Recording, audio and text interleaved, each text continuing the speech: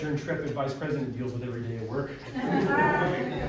Thank everyone for coming tonight. I mean, it's a little bit cool tonight, but it's going to be 79 on Tuesday. So, you know, this is Florida, right?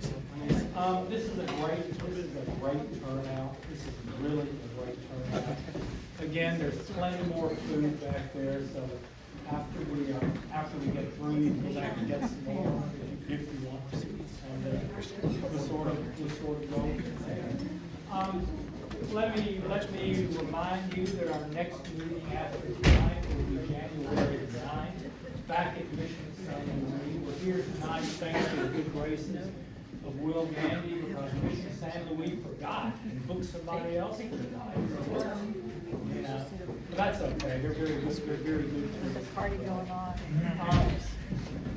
I've been wanting to get John Foster here for some time. He's an anthropologist, cultural anthropologist, who taught at FAMU for 40 years. And I heard him give much of his talk at the Florida Historical One here and one over there. last March, and so I thought it was really important to get him. And as if you've gotten our newsletter, you know that the formative question for the month is simply this: when did Florida become a tourist trap? And we all think it was either the 60s, the 50s, the 40s, the 30s, the 20s, or whenever. But John has a little bit different take on that. And so I will turn it over to the Honorable John Foster.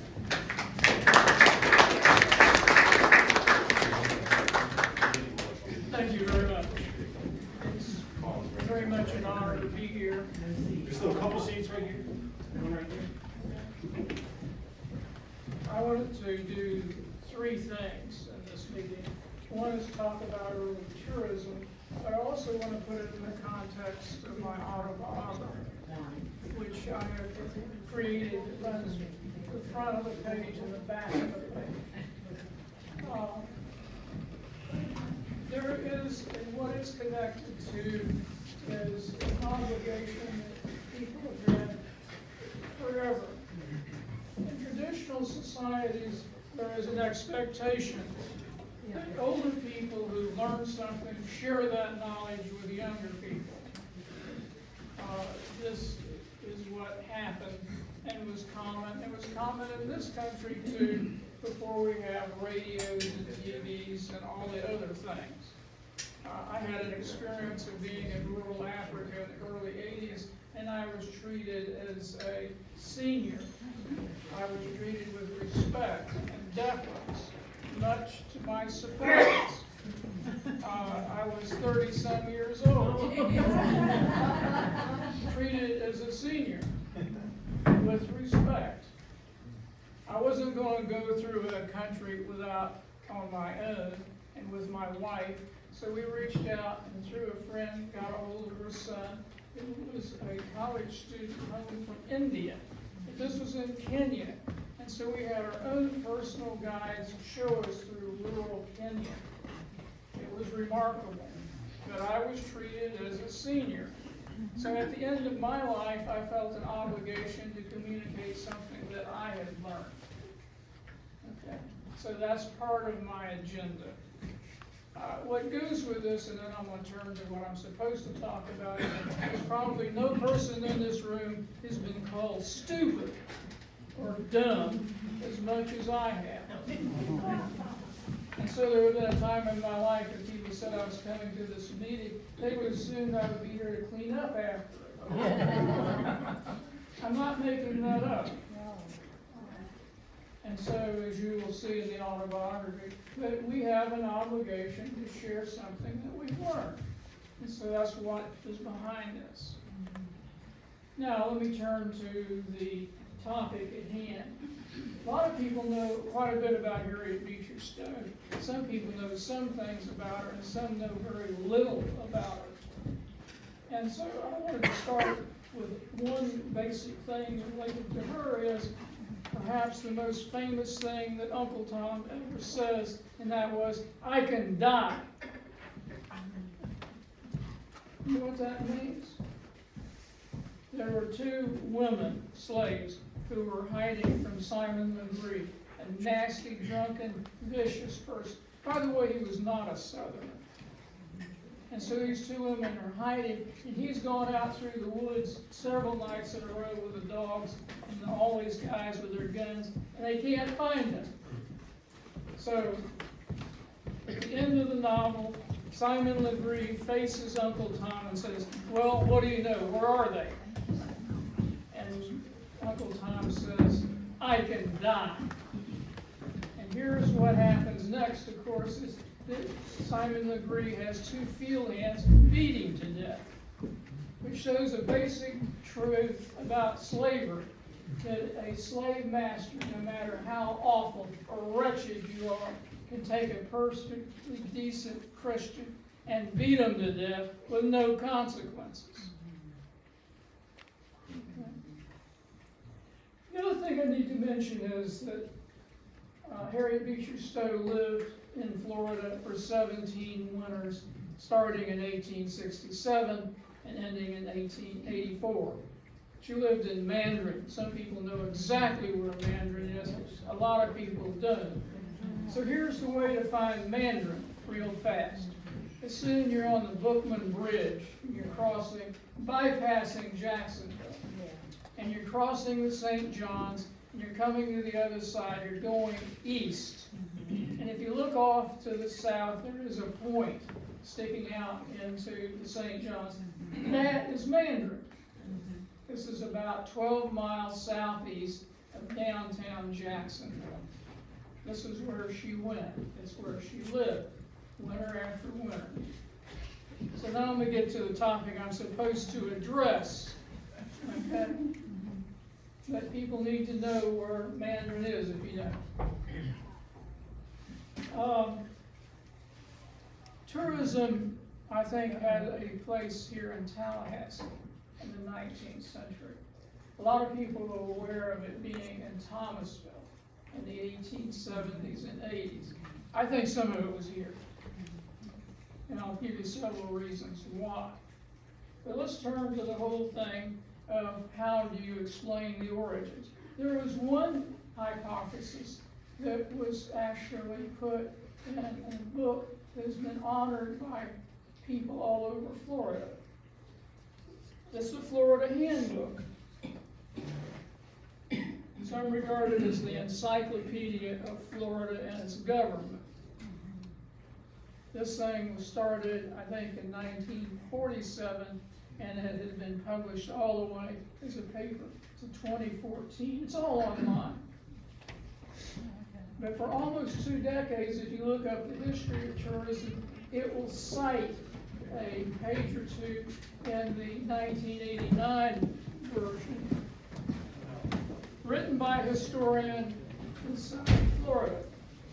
So this is what Gary Mormino said. Florida lay beyond the pale of modern transportation prior to the 1880s. Travel to Florida was difficult, expensive, and time-consuming. In the 1880s, began the history of modern transportation. Henry Flagler and Henry Blant inaugurated a vigorous era of railroad building. And so if you go to this book, written 15 years later, it has in caps where to find that statement. This is the official version of how tourism begins. Except it's wrong. So here's some things, if you accept Gary Mormino, who, by the way, is a distinguished professor at South Florida.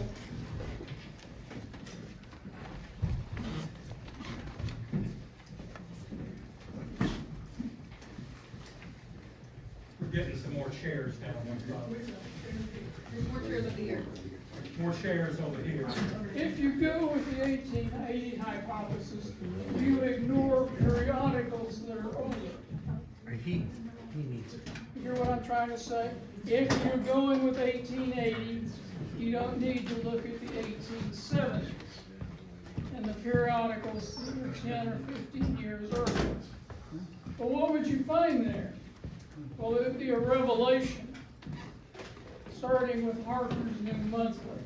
Harper's New Monthly and New Weekly were some of the most prestigious periodicals in the 19th century, particularly Civil War and later.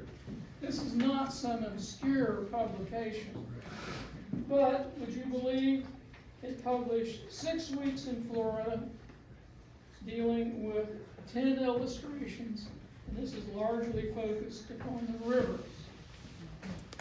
in Harper's New Monthly. Now, in 1871, it focused 6 articles on tropical Florida, and all of them are highly illustrated. I'm going to show you the illustrations. But Harper's was not alone. Appleton's Journal was on the same binge. In November of 1870, they published an article called The St. John's and Ocklawaha River. It featured 13 lithographs. These are drawings largely done by professional artists. Photography had lots of problems. You could do things with photography in the 1870s, but many people preferred drawings or lithographs. Soon others followed, but that's what was going on with periodicals. Famous periodicals, they were soon followed by scriveners and doing things with Florida as well. What you also admit, if you don't looking at before 1880, is what's in the newspapers. The newspaper, would you believe, the New York Times, October 11th, 1874, said that 50,000 tourists had visited Florida last season. 50,000, New York Times. This state didn't have 200,000 residents. Talk about Airbnb. People were taking, you had a spare bedroom, put a sign in the window. Bedroom for rent. But the Times isn't alone. Harriet Beecher Stowe's brother ran the Christian Union. At one point, it had 133,000 copies printed. She says there were 40,000, but you got tourists all over the place. So the newspapers are saying the tourists are here. There are other problems with Mormino's statement about the quality of transportation. Harriet Beecher Stowe would have thought it was funny. In 1876, she described a trip on a ship called the City of Atlanta. It is an elegant, new, propeller-driven ship, brand new ship. And so what were people doing? They're getting on at New York. In 2 days, you can be in Charleston. And 3, you're in Savannah. And once you get to Savannah, you have 3 choices of ways to get to Jacksonville, which is the door to tourism. You could do it by rail. You could do it by sea passage. Or you could take the steamboats behind the barrier islands if you didn't want to be seasick. 3 different ways to go from Savannah to Jacksonville, 1870s. Well, we need to start looking at some other things too. One of them is, of course, tour boats. Would you believe there are tour boats from the 1870s? One of them was put out by Sidney Lanier. People who know poetry in the South are familiar with Sidney Lanier. Would you believe he was commissioned to write a tour book? It's entitled Florida, Its Scenery and History. It first came out in November of 75. There were revisions made, so it was revised in 76, and it was published again in 77. And here's one of the things that he said. Lanier said, if you go to the St. James Hotel, which is the biggest hotel in Jacksonville, and you took a look through the windows into the dining room, guess what you would see? You'd see New York faces. You would see Boston faces. You would see Chicago faces. And that makes you feel that you're not very far from home. People are there, and he's recognizing them. So we need a real set of accounts of what really went on. Okay? Well, I'm charting tourism going to 4 people or so. The first one I want to start with is a man by the name of John Sanford Swain. Would you believe my wife and I found a diary written by him, 1866. And guess what he's doing? He's writing newspaper articles. So you'd think a minister's going to be talking about how the Sunday school classes are going, how the growth is going with the congregation. He never talks about that. He sings most of them, with one exception. Read like something the Chamber of Commerce would put in. He's doing this in April of '65. And he's writing for a newspaper in a subsidiary. He's writing the Sentinel of Freedom. This is in Newark, New Jersey. And would you believe Newark, nearby Jersey City, had a total population of 187,000 residents. Florida's population in 1870 was 87,000 residents. He is writing to a population the size of Florida in 2 cities. Now, my father-in-law was kind enough to get the whole set of the Sentinel of Freedom. And my wife and I went through it for the whole reconstruction over 10 years. There are 60 articles about Florida published in the Sentinel of Freedom.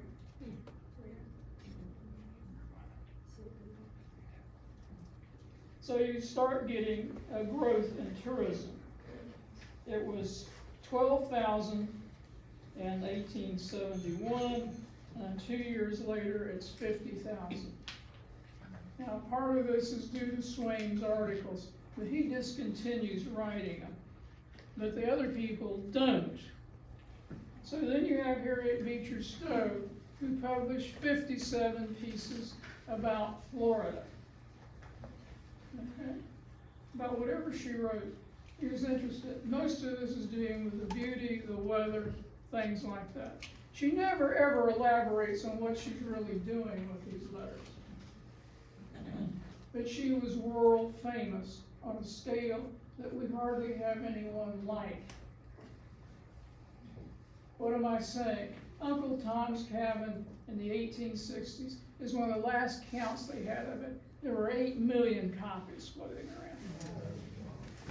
By the time she died in 1896, it had been translated into 22 different languages. Now, once you get beyond Spanish and Portuguese and French and Danish, where's that going to leave you? How about Hindustani? How about, and I'm going to be mispronouncing this, if somebody wants to correct me, please do. Wallachian. Ever heard of it? Let me see if I can find the spelling of it.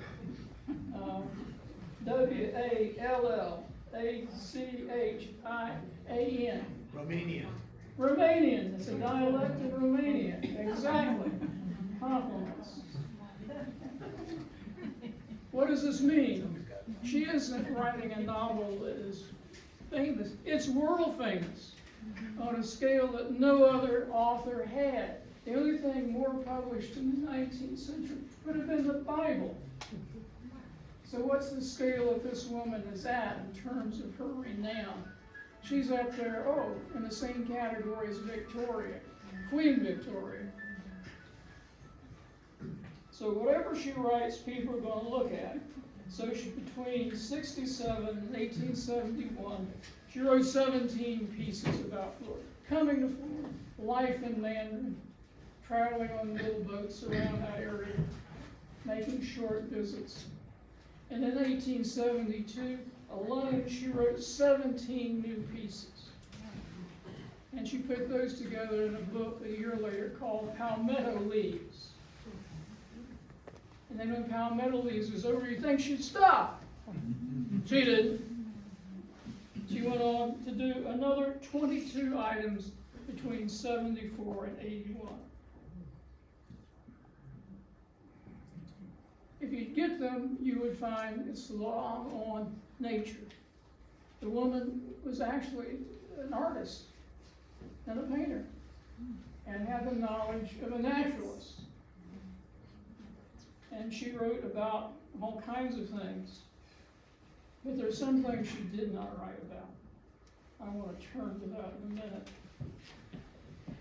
But in 73, this is the same period in which one of the most famous tour books was ever published. This is something called Picturesque America. It was edited by William Cullen Bryant, who was known as a poet in the 19th century and the editor of the New York Evening Post, which I think still exists. But he edited a set of tour books, a pair of them. Volume 1 came out in 72, and it displayed Florida's rivers and springs. Would you believe it's in its second chapter? This book goes on for 34 chapters, but Florida's up at the second one. This is not a chance phenomenon. St. Augustine is in the 13th one. And all of these things are highly illustrated. You have a modern tour book, you go into Paris, and here's the Eiffel Tower in color, and over here is a description of how it was built, etc. That's the way these things are set up. The only difference is they weigh 25 pounds apiece. And they're done with drawings. But people coming to Florida in the 1860s would have known exactly what it looked like. So what happens with Picturesque America? Well, it was acclaimed at the American Centennial. It was put on display at the World's Fair in Paris in 1878. And the president of the University of Vermont said, Picturesque America has artistic merit. Illustrations surpass any of their kind which I have ever seen. I'm going to show you some of these illustrations. This is also associated with changes in tourism. Tourism before the Civil War was often an upper class thing, but it became a popular thing among the middle class as well, and Picturesque America helped to do that. And subscriptions for its pieces went to merchants, craftsmen, skilled workers, bookkeepers, and clerks. So you have these people doing this, but they're doing it not by chance, it's intentional. But they never explain what they're doing. So one of the questions I have for you is, did Stowe have an impact on tourism in Tallahassee? Do you know she came here? Did we? Try May 6, 1874. You can find a copy of her account in the Christian Union. The magazine, the newspaper her brother ran. It also appears in the first version of this book. And it also appears in the refined version, which has this dark black copy cover.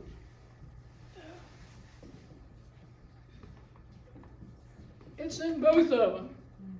Her trip to Tallahassee. Chapter 7 or chapter 8. So what would you think she would have said about Tallahassee? Mosquitoes? Pardon? Nothing. Keep in mind, Leon County is the middle of what was middle Florida. This is where traditional Southern slavery was at its pinnacle. And it went over through Jefferson, Madison, and then off to the west and ending in Jackson County. So this is where slavery was centered. And a woman who lived here as a teenager in the Civil War said, if Harriet Beecher Stowe had never been born, the Civil War would have never happened. Because she revealed a profound truth about the hideous nature of slavery. And so, how do you think people would have treated her in Tallahassee?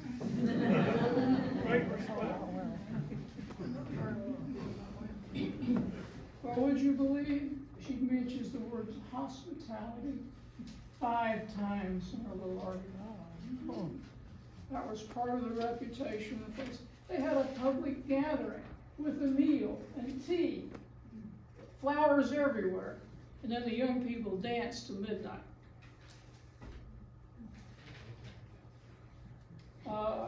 In her article, she says, Tallahassee ought to be called the city of roses. And people took her to gardens, and that hall was decorated with roses everywhere. We think of Thomasville as the Rose City, but when did they start with their Rose Show? The date is 1920. And the first one did agricultural things, and one in 22 featured roses. That's 1922. She's talking about this in 74.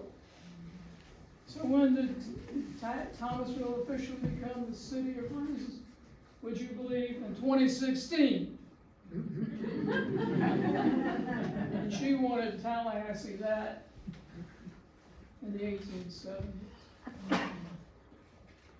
So roses are mentioned 13 times, 14 times. 10 are just general things, but then she identifies 3 or 4 specific varieties. But what she doesn't ever say is why she really came here.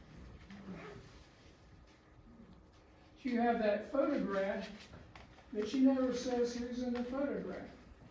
This is typical of Stowe. And those 57 pieces, I can think of 2 instances where she tells us people's names. So who's she leaving out? On that steps, at the top of the steps, the governor of Florida. And guess what he said, Marcellus Stearns? This was the social event of his administration, was her visit. And she doesn't even name me. She comes with a group of businessmen, she never names one of them. And she hasn't said what she's really doing here.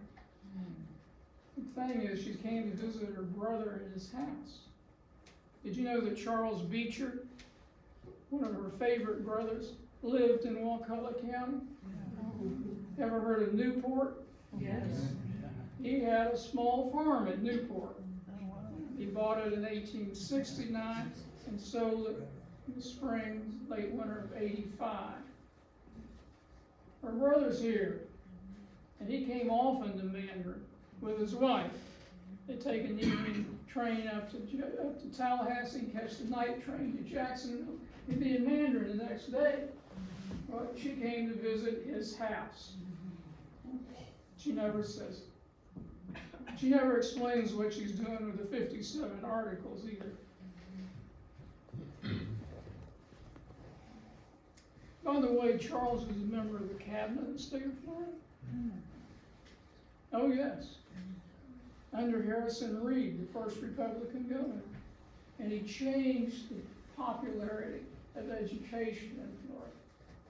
The schools that existed at the end of the Civil War and the beginning of Reconstruction were ones set up by charities, often for black citizens. And the problem is that if Reconstruction ended fast, the governor and particularly the First Lady, Chloe Merrick-Reed, were terrified of what would happen if the schools were not made popular. And so guess what Charles did? He reached out and put in office any talented person who was interested in education, regardless of political affiliation. He is doing this like he would modern civil service. He's putting in people who care about education. And guess what happens? In fairly rapid order, schools become popular in Florida. And by the end of the 19th century, Florida had some of the highest rates of literacy among the old states of the Confederacy. For real. People wanted education. And it didn't make any difference whether they were black or white. Many rural women wanted their children to be able to read the Bible. That was a fundamental part of Christianity, as they saw it. And so literacy was important. And Florida became a place of literacy, even though it had the smallest population, and it was the poorest state in the region. So then, does this have an impact on tourism in Florida and in Tallahassee? There is some evidence that it did. For example, when she was here, she thought that a new hotel would be built rapidly. But Sidney Lanier came here a year later and said that the City Hotel in Tallahassee had been completely refitted and refurbished. In 1880, early 80s, they built a hotel, the Leon, that covered most of the city block. It was downtown. You know where the old post office building is? That whole block was covered with a hotel. It started with 40 rooms, and then they think that maybe they ultimately added another 50. This is a little tiny town with a hotel that size. Well, by the way, it's fair to ask, what's some other evidence? Well, Sidney Lanier talked about hospitality in his book. And he talked about Wakulla Springs in his book. It is thrillingly transparent. It has a mosaic of many shades of green. It is less broad than Silver Springs. It's 106 feet deep. If one floats face down, one perceives at a dim light, a great ledge of white rock that jets up within 50 feet of the surface, and there are all kinds of fish swimming around it. What did Sidney Lanier also do? He went out to the lakes. Have you ever been out to some of the lakes around here? It's gone. Some of the men who fish and hunt have. But this is what he said. In the early morning light, the water had a delicate sheen of distilled silver. He's talking about Lake Lafayette or Fayette. Over the plain of pleasant glory, there are hundreds and thousands and surely millions of white water lilies.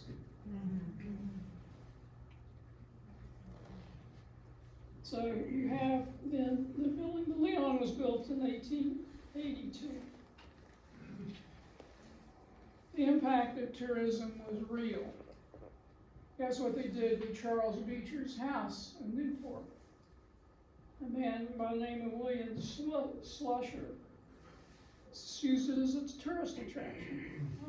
And he got a new steamboat built so he could go up and down the rivers and have lunch at Charles Beecher's home. He sold tickets so that you could take the train down to St. Mark's, and you could get on this boat, and you could go up the river. This is a brand new modern steamboat. An article in the New Weekly Floridian in April of 29, 1886 said there are 40,000, some few from Tallahassee, but the majority are visitors from the north on one of these tours. The tourists were here. So what do we got? We have periodicals talking about Florida. We've got newspapers talking about large numbers of people. We've got evidence of tourists even in Tallahassee. So guess what happened? Would you believe the town of Tallahassee grew. And here are some numbers. In 1870 and 1880, it grew 25%. By 1890, it had grown by 50%. So we're talking about the 70s and 80s. But in the 90s, it stopped. Between 90 and 1900, there was no growth. Because guess what happened? Henry Flagler's big bridge in Jacksonville opened in 1890. His hotel, Ponce de Leon, was opened in 88. All these tourists who are coming here go somewhere else. By the way, that happened in Thomasville too.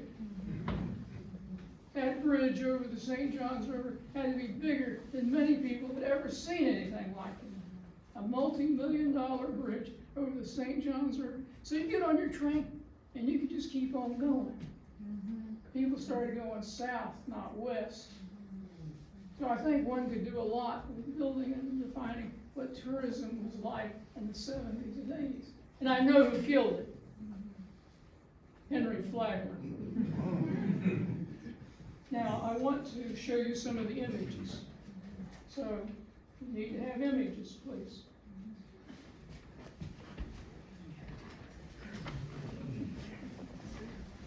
These are not, this shouldn't be, this is the last group of images. But we'll run them anyway. This is going to be tropical Florida in 1871. Well, you're looking at date palms. You're looking at banana trees. You're looking at a black person's cabin. That's the Fort Taylor in Key West. This is a He's got out of the way. mangrove swamp. You know what mangroves look like. Next one, please. How about that? Right. So in other words, they're actually showing you the real wildlife. So you could be interested in Florida and not be able to even read the chapter. Next one, please. Oh, this is an interesting one.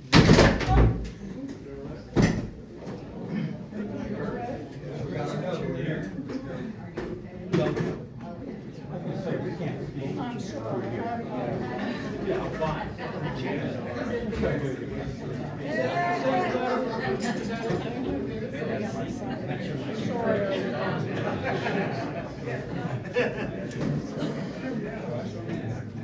Are we okay back there? This is an interesting drawing. What you're seeing is what's under the water. And you can see sharks. You can see divers getting. But look at the top. The man in the boat has a frame, which you believe was a glass window in it. So he's actually looking through like you would at one of the old boats down at Waukewa Springs. He's actually seeing this. Seeing the bottom, Do you have a date on that? Oh, it's up at the top, and I'll tell you exactly where it is. This is from Harper's New Monthly, and it's 1871. So, talk about not knowing what Florida's. Heck, people knew a lot about Florida. Next one, please. About the cannon there. And the anchor. Spanish girls. Next one, please. How's that for some wildlife? Shrimp on the left, some kind of a blowfish on the right. Next, please. Some more of the sea life. Next one, please. How about that one?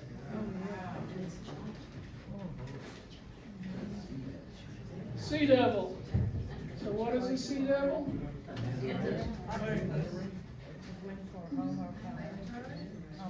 Giant stingray. Yeah.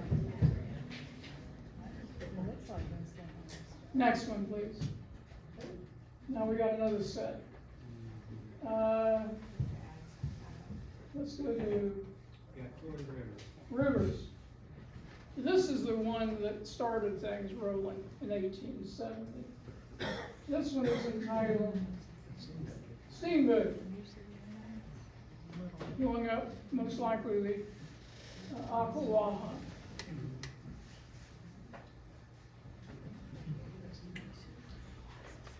Would you believe that is the waterfront of Jacksonville? Oh, wow. Next one, please. This is some of the shoreline on the St. Johns River. Next, would you believe that's Stowe's house in Mandarin? Okay. Is that still standing? No, it's not. Hasn't since 1916 when it was torn down. Next one. This is,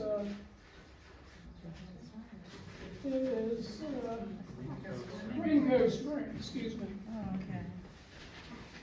Next one. This is some of the shoreline, again, of the swamps. They're basically showing Florida naturally. They're attracting people to its natural state. Next one. This one is entitled, can you see it? Wait, this is a dead gator, and it says, dead gator, but they're waiting for it to deteriorate. So how many times have you seen a bunch of buzzards along the road? It's the same kind of thing, but along a river. Next one, they have the Ocklawaha blocked. It was a narrow river. And so now as the tree is falling across it, and a crew from a steamboat is cutting it out of the way.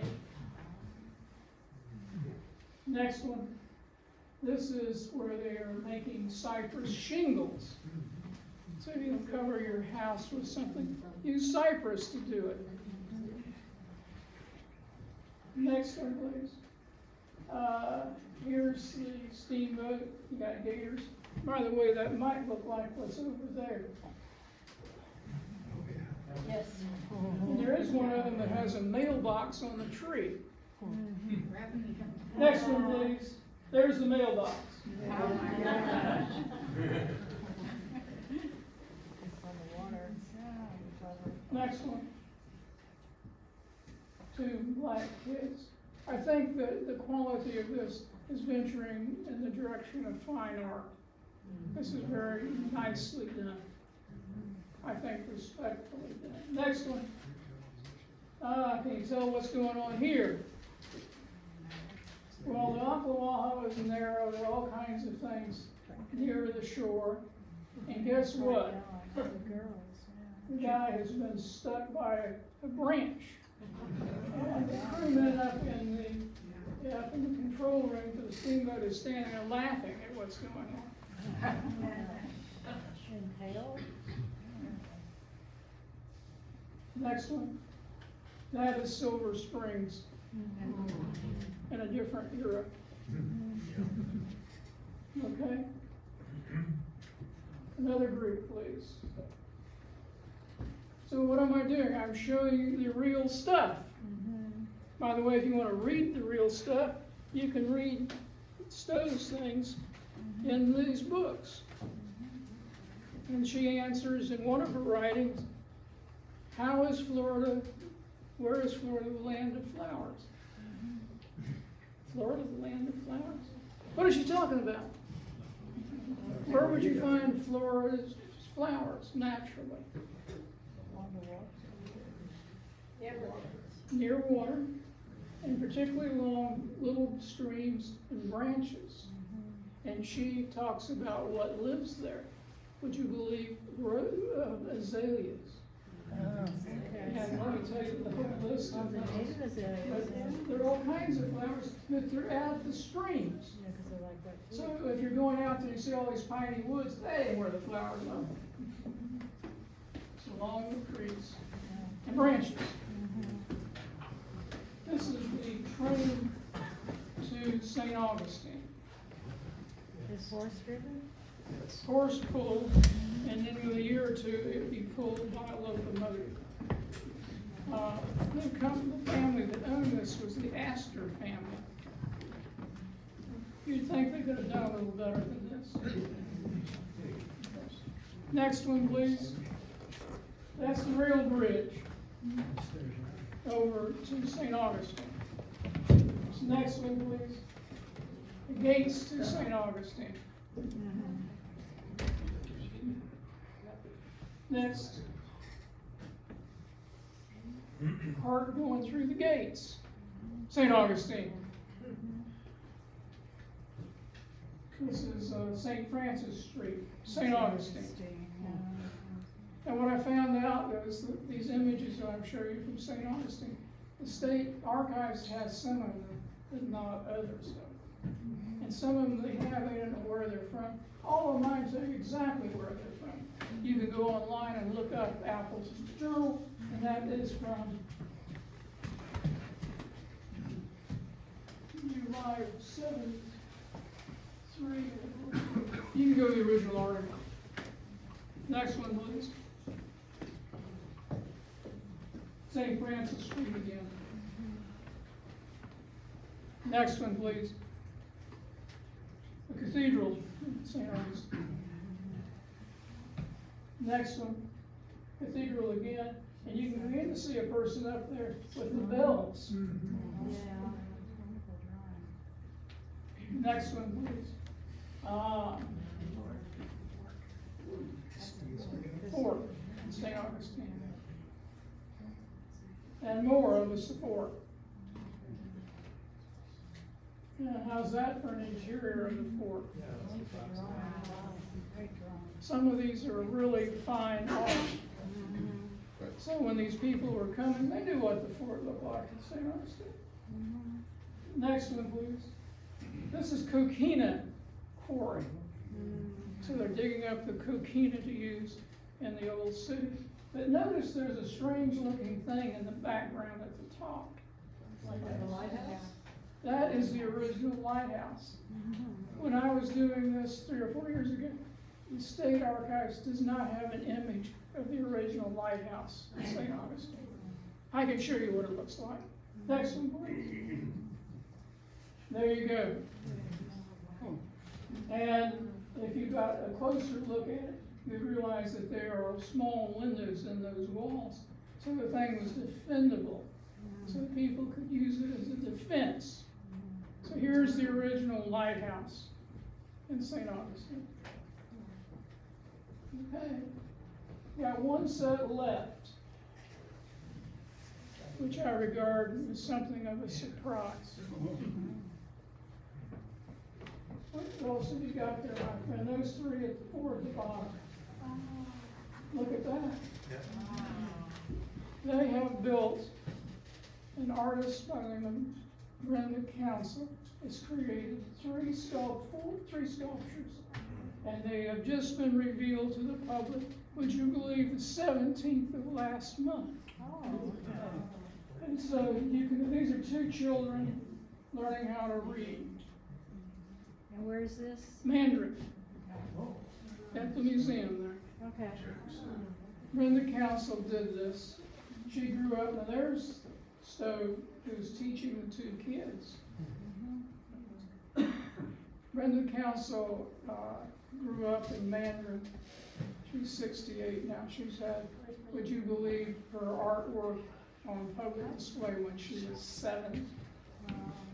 She's done a mural at the Library for Appalachian State University. She's done a ceiling thing at the Center for Research in North Carolina. So she is a well-known, there she is.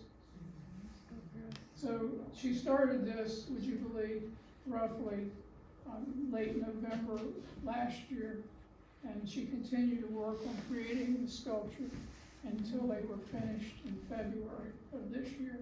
They were sent to a foundry, and then they made these bronze images. So guess what I had hiding behind this? Surprise.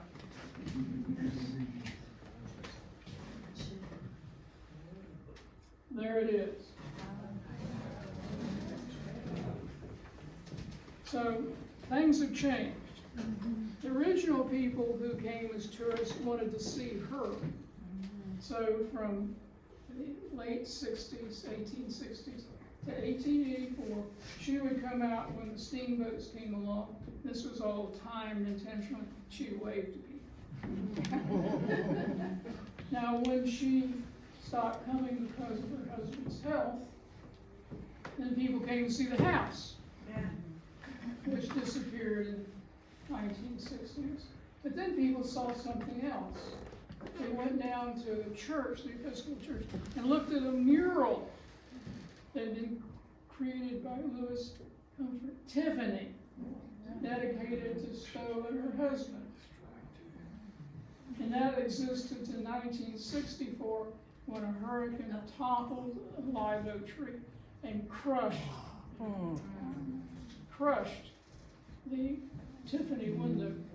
So from 64 now, there have been no big images to connect one with the Stowe. Now there is. You have seen the sculpture that exists there. I think it's remarkable. What I've been saying about her stuff is she doesn't tell you who she's seeing. She uses names twice that I can remember in the 57 artists. The very first one she sees Mary Jane Richards in St. Mary's, and she was a well-known spy in the Civil War. She was an agent in the White House of Jefferson Davis. She had a photographic memory, so she's helping herself, and then she's sharing it with Van Loon, who's then sharing it with federal authorities. My only regret is people don't know all the information, that she did a real job on Jefferson. The next person she talks about is William Cullen Bryant. What is behind all of this is a plan to create a place of freedom. If you can move people away from cotton to other things, you can create a place that is not as oppressive. And she and William Cullen Bryant are all connected with an organization that was connected with Bleeding Kansas. They had intentionally wanted to block the spread of slavery. And something called the New England Immigrant Aid Company sent people to Kansas to live and helped them to get there. And when there was an election, they won. And so the plan was, after the Civil War was coming to an end, in the Atlantic Monthly, February 1864, they talked about free Florida. Florida is empty. And of the population is here, it's almost half black and half white. So the idea is get some number of people to come, and you can run this place as a democracy. It had a real impact.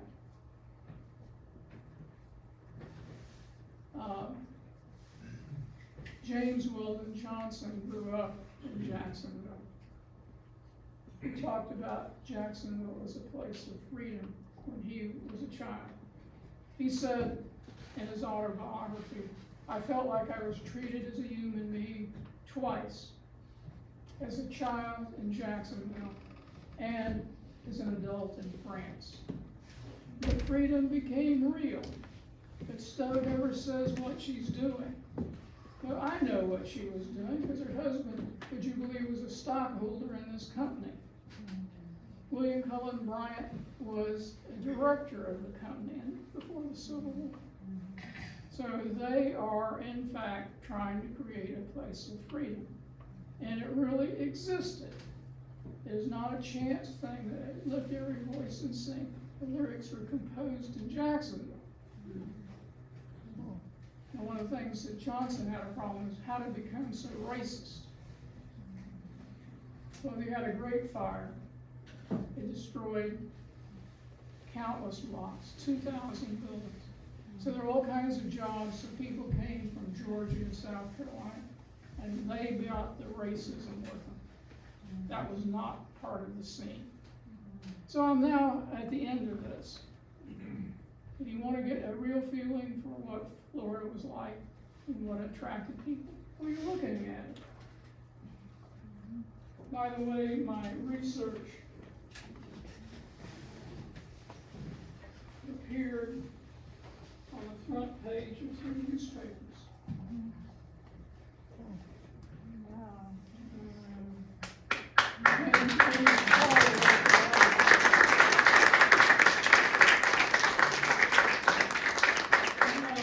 Going to the topic of my autobiography. I have copies for anyone who wants to look at it. But what you would realize is that I had dyslexia at an age when nobody knew what it was. My mother started me in school at the age of 5. Bad mistake. I didn't read till after the 3rd grade. My 3rd grade teacher says, either teach John how to read or we'll hold him back a year, which was a grave insult in that period. So I'm living then with the whole thing of living with being called stupid and dumb.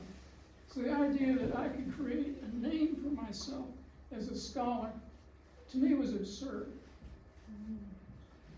And even more recently, I became a professor emeritus at FAN. And guess what? The president of the faculty senate says, file the application. I wasn't dreaming of doing it. And so I made a choice 40 years ago to try to have a meaningful life, and I started it with a tiny prayer. If you had to have and be a scholar, then you could what? Would you believe be a servant of God? So I began each morning, and still do, with the words, in the beginning was the Word was with God, was God. May God impart His Word to my will. I have been seeking to be a servant of God. So how many history classes have I had? My last history class, Lyndon Johnson was president. I was a teenager. I haven't come here to tell you how smart I am. On the contrary, I really was called stupid and dumb. But I'm saying here, I'm sharing this because we have an obligation as an older person. If you have some knowledge that's valuable, it needs to be shared. And the TV and the computer are just in the way. So I have some meaningful experiences, and I felt an obligation to do it. As an anthropologist, I've been in traditional society, rural Africa, rural Ireland, rural India. Older people are respected, but you're supposed to teach people something. So this was my effort to fulfill my obligation as an older man. So here are copies. Let me pass them around.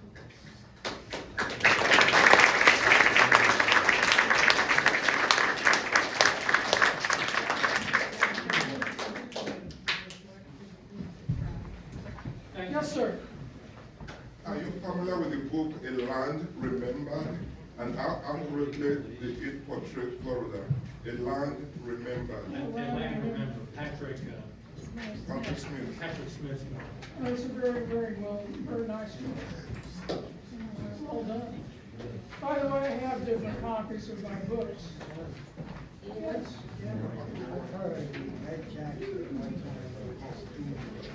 Could have been. I don't know, but it might have been. But I have copies of my books if anybody wants